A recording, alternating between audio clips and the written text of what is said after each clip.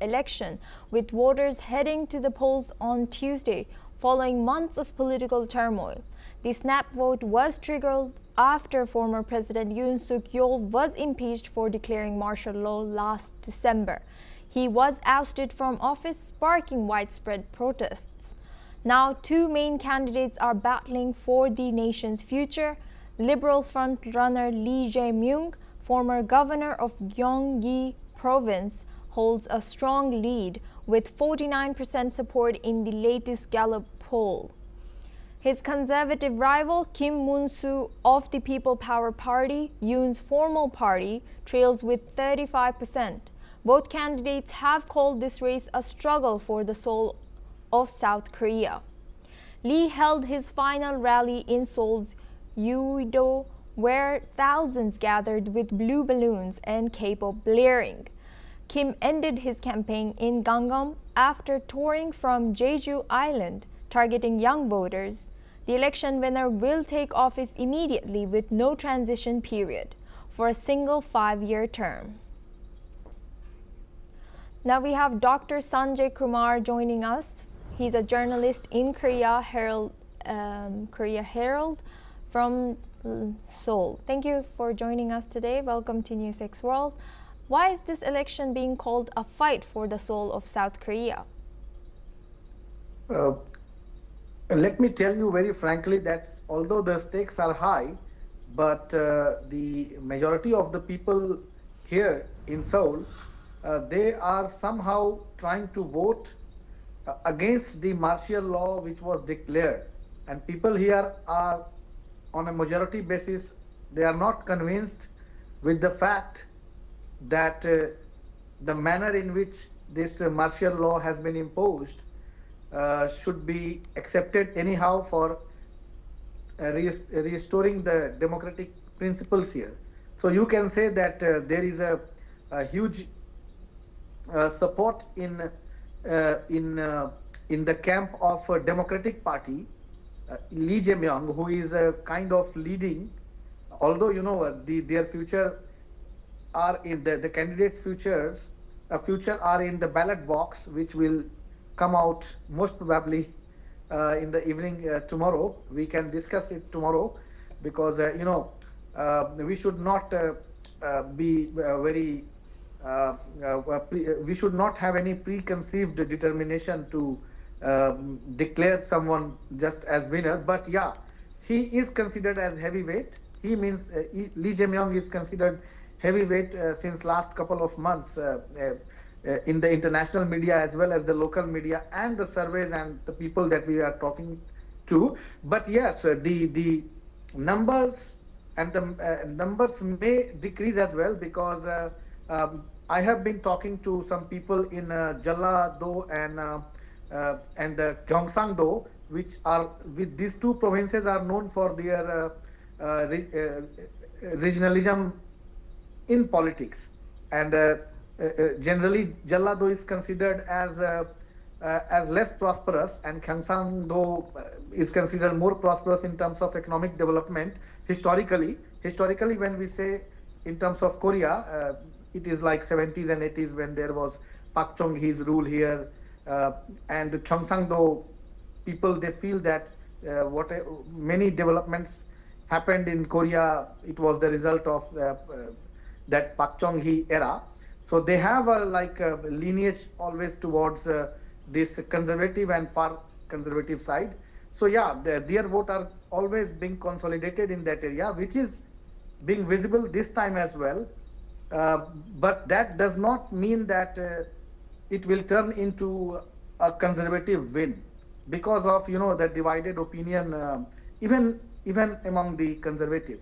For the conservatives, only a big news right now is that the former prime minister called Lee Na-gyeon, who was in the Democratic Party Lee Jae-myung side, he has decided to change the camp, and he is now supporting Kim Moon-soo, the conservative candidate. He is trying to galvanize his support base, claiming that although Lee Jae-myung is going to win, he may win the elections, and if this happens, although it is hypothetical, if this happens, that Korea may turn into an autocracy, and also he's trying to say that since Democratic Party has majority in parliament, and he knows the Jae-myung style, that he has a style of delivering things in a different way. So there is a like political kind of insecurity he's trying to bring out, and he's supporting the conservative side. So this is so far has been the good news. But still, in my personal opinion, I think only a miracle can save conservative side right now in Korea. And Jae-myung still he is leading, not just in terms of survey and like other measuring aspects, but on the people side also, especially in Seoul, people are very much in support of looking like in support of Lee Jae-myung. Again, overnight something also can happen. So we have to see tomorrow. And tomorrow morning, around 8 o'clock or 7 o'clock a.m., we are going to have exit polls too. So yeah, we can say tomorrow, I think, very easily that who is gonna win. But yeah, now still Lee Jae-myung is a heavyweight. Yeah. And Dr. Sanjay, I would also like to know about the dynamics of the voters. How are young people likely to vote, and why does their vote matter so much this time? For the young voter, the sentiment here is against the martial law as well as the economic insecurity.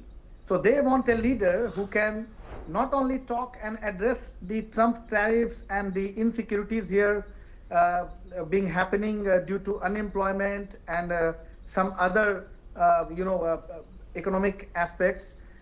They want to elect a leader who can address those issues, but at the same time there is a security aspect as well. Like North Korea threat is always like there in this part of the world, in Seoul and in entire Korea. So young generation do have concerns because if Lee Jae-myung is elected, there is a security concern that may send some negative signals to the US and like-minded countries from Europe. And there is a concern among young voters too, because they want to see a prosperous Korea with more economic opportunities, and they want to go with the US, Japan, and the European countries. So the young voters, they have a little concern as well. On one side, they are unhappy with what happened during the Yoon Suk-yeol's martial law, but on the other side, they don't want to take a risk diplomatically. So there is a China factor as well. So they don't want to offend China. They don't want to offend even US as well. But they do want Korea to diversify supply chains, exports, and build healthy relationship to bring more opportunities and address the economic concerns. But once again, I'm telling you, young generation or old generation, the entire Korea wants US-Korea alliance to be intact, and they don't want to compromise on the name of any kind of diversification in security or economic policy. So this is the whole the sentiment here among the youth, as well as we should say that here the old voters are also very important. Last year, young voters, they supported Yoon Suk-yeol as well, especially the male voters. But this time, so far, because in Korea things may change overnight.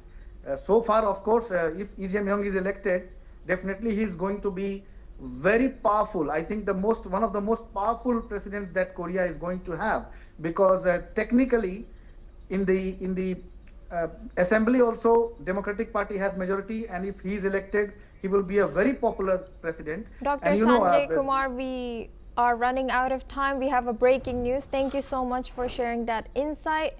According to reports, Ukrainian Defense Minister Umerov has said that Russia and Ukraine have agreed to exchange the bodies of the dead soldiers, according to the 6,000 for 6,000 formula.